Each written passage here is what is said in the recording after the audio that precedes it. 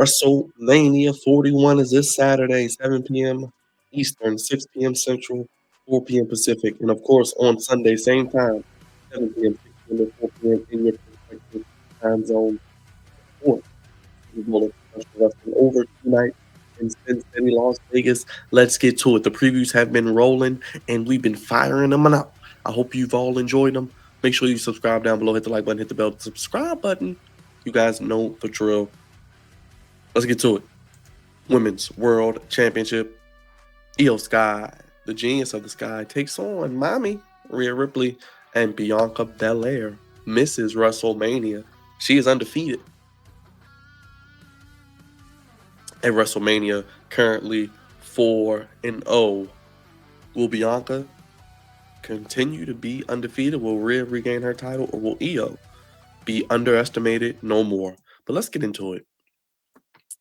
This past Monday, I don't know why this match only got backstage vignettes. They were okay, but nothing face-to-face. That's the go-home segment we're going to be left with.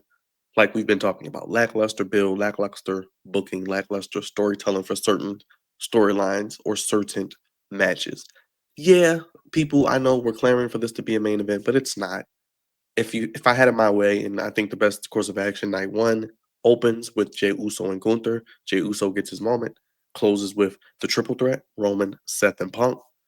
Whatever happens at the end of night one, then we get night two, opening with the Women's World Championship with Iyo Sky, Rhea Ripley, and Bianca Belair. So you basically end one night and start one night with triple threats, and then you end with Cody and Cena night two. And then you put whatever else in between those two matches. But your build, it's all about the placement of matches in wrestling shows. Starting and ending the show are the two most important spots. Now, this build dates back to when Rhea Ripley and Iyo Sky, which seemed to be originally the plan for WrestleMania. I thought the original match for Rhea would have been Rhea Ripley, Iyo Sky. Iyo winning the Royal Rumble. Obviously, I went to Charlotte for whatever reason. Have Rhea win at WrestleMania because she's never beaten Iyo. That was talked about and explained when they had the one-on-one match finally disputed, or excuse me, finally discussed, or finally when it took place on Raw. And then they went with the shock title change. Iyo wins the title. Cool. No one is complaining. No one is upset. No one is mad at Iyo. Iyo deserves it. She's been overlooked. She finally got her opportunity. She lost to Liv Morgan clean at Saturday Night's Main Event.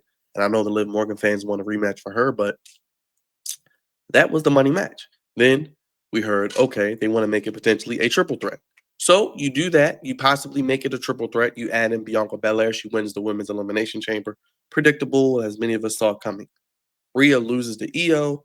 Rhea interferes pretty much in the match where her and Bianca get into it, and it causes Rhea to lose focus. Iyo wins. Then we have Iyo and Rhea again with Bianca as special guest referee, and we get a double DQ.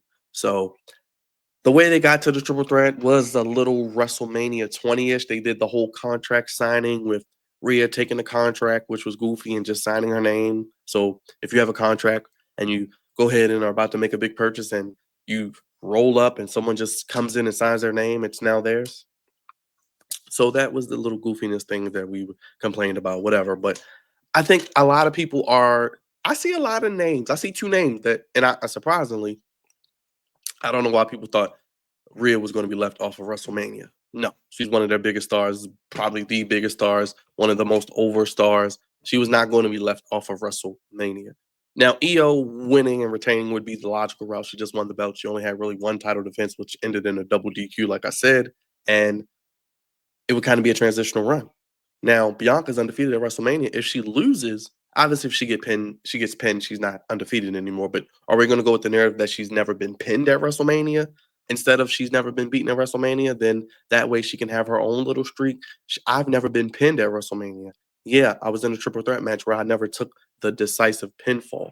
I didn't get pinned. I was not involved in the decision. I'm undefeated. I'm the EST. I'm the baddest. I'm the most athletic. I'm the roughest, the toughest, the strongest, the baddest, all of that she says. And maybe like we've seen and teased, fans are booing her overseas. Fans are booing her heavily because she's getting that super Bianca over babyface, cheesy, same cringe gimmick coming out twirling the ponytail. Maybe we want to see the old school NXT black and gold Bianca where she turns heel, becomes that kind of like Naomi's doing, becoming that boss, that leveled up, just focused and not giving an F individual who is going to do what it takes to win and win championships. And she's going to show how great she is in the ring. She's going to talk that talk and walk that walk it like she talks it. Now, I think this could lead to something where we could have an opportunity where Bianca does turn heel. Now, we never discounted that Naomi and Bianca weren't in cahoots. Could it be a long-term storyline where, in the end of the day, we see Naomi win and then maybe, I don't know, maybe conspire with Bianca and help Bianca win a championship, or have Bianca and Naomi give each other a nice look or an embrace at WrestleMania as a big OMG moment, as Bianca was behind it the whole time and Bianca could be world champion and Naomi could have a big win? I don't know. I don't want to see Bianca necessarily as the world champion on Raw. We've seen that before. Who else is she going to feud with? She's already going to be feuding with Rhea and Iyo. I don't know who's like whoever wins this match. Who are they going to feud with next? Who is left for them to feud with? I want to know. You guys comment down below. I don't know who is going to be left for them to feud with, because Who? Go Google it.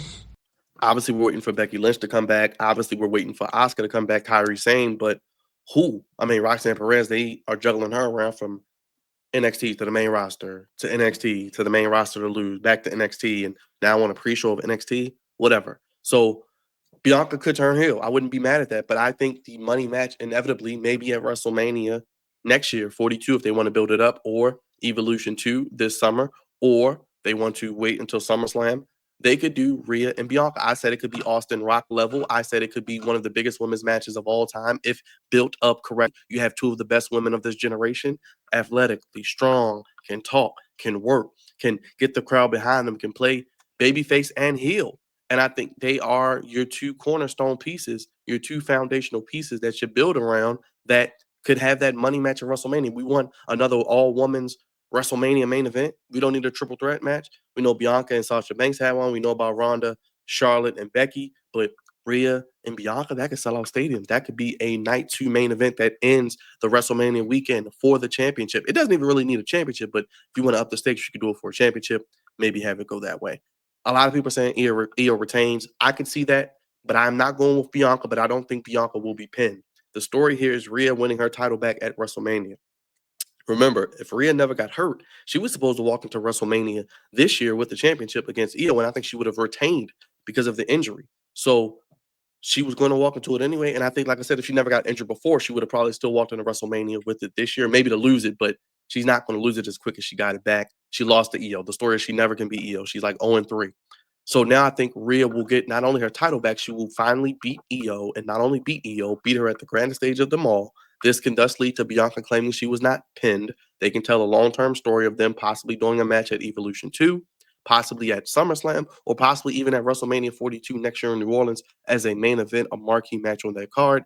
Bianca can maintain she's never been pinned at WrestleMania, and then we could get a situation where they could build up, tell a story, make us care, really maybe even turn Bianca heel and have that edgier NXT black and gold Bianca where she's clapping her hands and really showing her attitude and her range as a character, and Rhea with the crowd behind her, ultimately leading up to a mega match. That would be something great that I would love to see. And that could be where they're headed.